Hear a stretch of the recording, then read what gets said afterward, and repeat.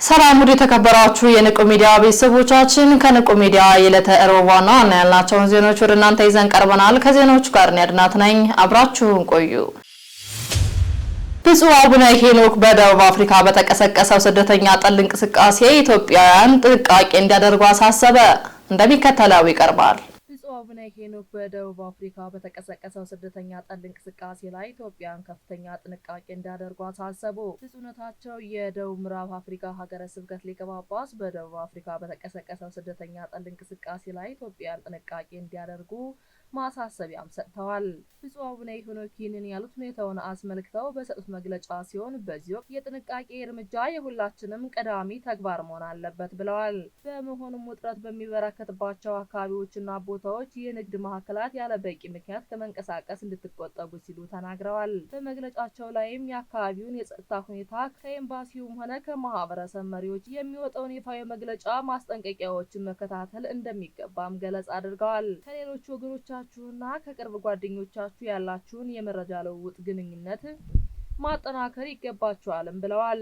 በተጨማሪም በማህበራዊ ሚዲያ ከሚደረጉ አላስፈላጊ ክርክሮችና ግጭት ከሚቀሰቀሱ ሁኔታዎች ራስን ሙሉ በሙሉ ማራቅ ይገባል ሲሉም አክለው ተናግረዋል። እናት ዓለም የተሰኘው የምክረ አበው የሱባኤ ትምህርትና ማህበራዊ ድጋፍ መርሃ ግብር ስልጠና ተጠናቀቀ። ተጨማሪ አለ። እናት ዓለም የተሰኘው የምክረ አበው የሱባኤና የትምህርት ማህበራዊ ድጋፍ መርሃ ግብር ስልጠና ተጠናቀቀ። በኢትዮጵያ ኦርቶዶክስ ተዋሕዶ ቤተክርስቲያን የጀርመንና አካባቢው ሀገረ ስብከት አዘጋጅነት ሰኔ 10 ቀን 2018 ዓ.ም ጀምሮ እስከ ሰኔ 23 ቀን 2018 ዓ.ም በተጠናቀቀው መርሃ ግብር ልዩ ልዩ ማህበራዊና ስነልቦናዊ ተጽዕኖ ያለባቸው 19 ሴቶችና 16 ወንዶች እንዲሁም 6 ህጻናት ተሳትፈዋል። አስቀድሞ በወጣው መርሃ ግብር መሰረት እምነታቸውን የሚያጸኑ ትምህርቶች ካሉባቸው የማህበራዊ ስነልቦና ጫናዎች ይወጡ ዘንድ ጉልበት የሆናቸው የጋራ የአንድነትና ለአንድ ምክሮች እንዲሁም ጸበልን ጨምሮ ልዩ ልዩ መንፈሳዊ አገልግሎቶችን ለሰልጣኞች ተሰጥተዋል። በተጨማሪም በእስልምና እምነት ውስጥ ለነበረች ለአንዲት ኢትዮጵያዊ እናት ባለባት ስነልቦናዊ ችግር የተነሳ ጥምቀት ክርስትና ሳይፈጸምላት ለቆየች ለአንድ የ6 ዓመት ህፃን ጥምቀተ ክርስትና ተፈጽሞላቸዋል። የሁሉ ሰልጣኞችን ባረጋገጠ መልኩ ባገኙት አገልግሎት ከፍተኛ ደስታ እንደተሰማቸው በመርሃ ግብሩ ማጠቃለያ ገለጻ አድርገዋል። አያይዘውም ወደፊት እነሱም ሆነ ሌሎች በተመሳሳይ ጫና ውስጥ ያሉ ወገኖች ተመሳሳይ አገልግሎቶችን እንደሚያገኙ ያላቸውን ተስፋ እና ጉጉትም ገለጻ አድርገዋል። በስልጠናው ማጠቃለያ ለሰልጣኞች የምስክር ወረቀት የሰጡትኝ መላከማዊ ልሳነ ወርቅ ውቤ ሀገረ ስብከታችን ሊዘጋ የተደራደረ ባለበት በዚህ ቦታ የመጀመሪያ ሰልጣኞች በመሆናችሁ እንኳን ደስ አላችሁ ብለዋል። ቤተክርስቲያናችን እናታችን ነች። በሄድንበት ቦታ ሁሉ እጇን ዘርግታ ልጆቼ እያለች ትከተለናለች። ሰሞኑን በተግባር የተገለጠውም ይሄ ነው። እንደ እናት በዚህ ቦታ ሰብስባ ስትመክራችሁ፣ ስታስተምራችሁና በምክረ አበው ትምህርታችሁን ስታበረታታችሁ ሰንብታለች። ወደፊትም ተመሳሳይ መርሃ ግብሮች እየተዘጋጀ በስደት ህይወት ጫና ያለንን እያበረታታን ይህን ቦታ መግዛት አለብን። ለዚህ ደግሞ እዚህ ያላችሁትና በመላው ዓለም የሚገኙ የቤተክርስቲያን ልጆች ልንረባረብ ይገባል ሲሉ አክለዋል። የቤቶችና ህንጻዎች ልማት ድርጅት ሰራተኞችን አመሰገነ። እንደሚከተለው ይቀርባል። የቤቶችና ህንጻዎች ልማት ድርጅት ሰራተኞችን አመሰገነ። በመርሃ ግብሩ ላይ ብፁዕ አቡነ ሳሙኤል የኢትዮጵያ ኦርቶዶክስ ተዋሕዶ ቤተክርስቲያን ክርስቲያናዊና ልማት ተራድኦ ኮሚሽን የቤቶችና ህንጻዎች አስተዳደርና ልማት ድርጅት የበላይ ኃላፊ ሊቀ ጳጳስ ሊቀ ስዩማን እስክንድር ገብረ ክርስቶስ የመንበረ ፓትርያርክ ጠቅላይ ቤተ ክህነት የህዝብ ግንኙነት መምሪያ ዋና ኃላፊና የቤቶችና ህንጻዎች ልማት ድርጅት ዋና ስራ አስኪያጅ እንዲሁም የድርጅቱ ልዩ ልዩ ኃላፊዎችና ሰራተኞችም ተገኝተዋል። በመርሃ ግብሩ በተቋቋሙ የተሻሉ አፈጻጸም ያስመዘገቡ የተቋሙ ሰራተኞች የምስጋናና የእውቅና መርሃ ግብር የተከናወነ ሲሆን ለሰራተኞቹ በብፁዕ አቡነ ሳሙኤልና በሊቀ ስዩማን እስክንድር ገብረ ክርስቶስ አማካኝነት የምስጋናና የምስክር ወረቀት ተሰጥተዋል። ሊቀ ስዩማን እስክንድር ገብረ ክርስቶስ በምስጋናና በእውቅና መርሃ ግብሩ ላይ ድርጅቱ ላስመዘገባቸው ውጤቶች የድርጅቱ ሰራተኞች እጅግ ከፍተኛ አስተዋጽኦ አበርክተዋል። በዚህም ለትጋታችሁና ለጽናታችሁ በድርጅቱ ስም እያመሰገንኩኝ ወደፊትም ለሚኖሩን ቆይታዎች በከፍተኛ የስራ ኃላፊነት ራሳችሁ እንድታዘጋጁና ስራችሁን በኃላፊነትና በታማኝነት እንድትሰሩ በማለት መልእክትም አስተላልፈዋል።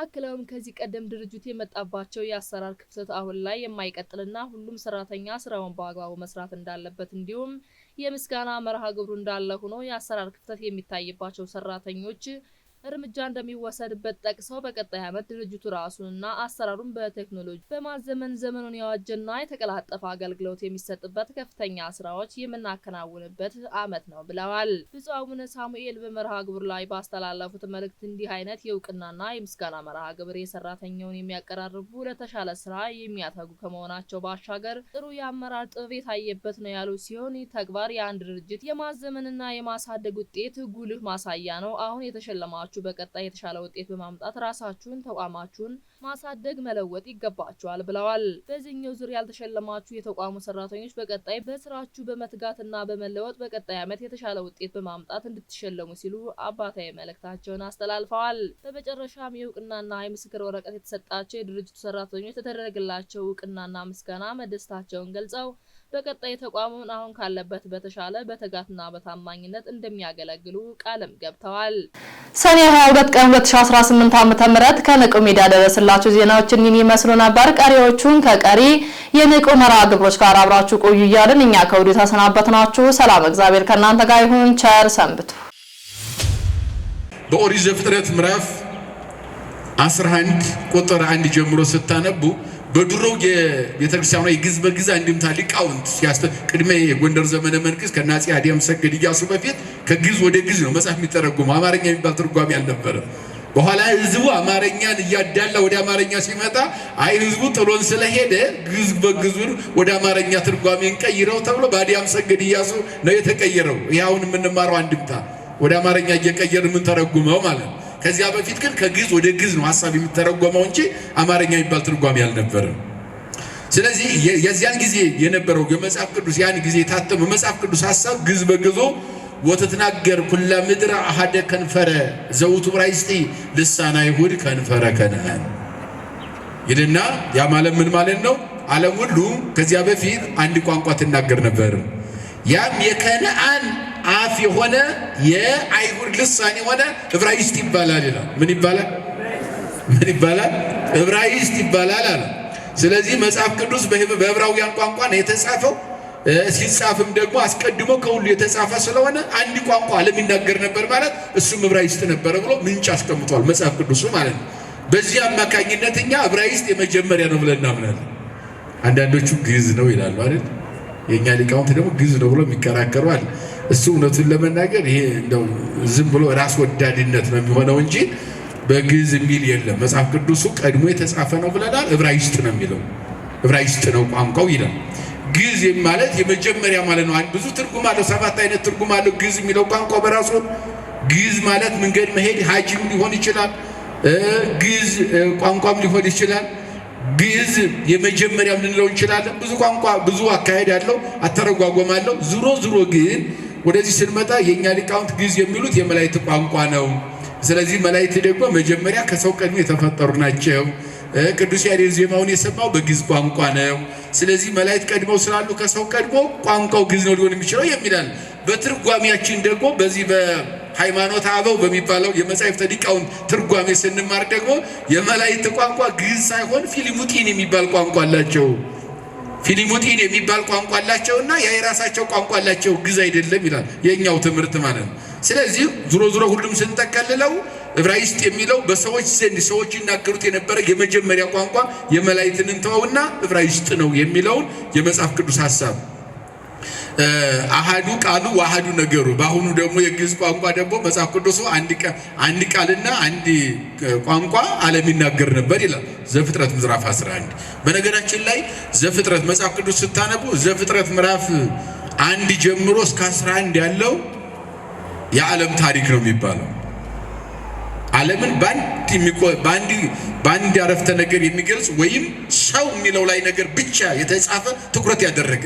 እዚህ ላይ አሕዛብ የሚባል የለም፣ ሕዝብ የሚባል ነገር የለም፣ አረማውያን የሚባል ነገር የለም፣ ጣዖት አምላኪ እግዚአብሔርን አምላክ የሚባል ነገር የለም።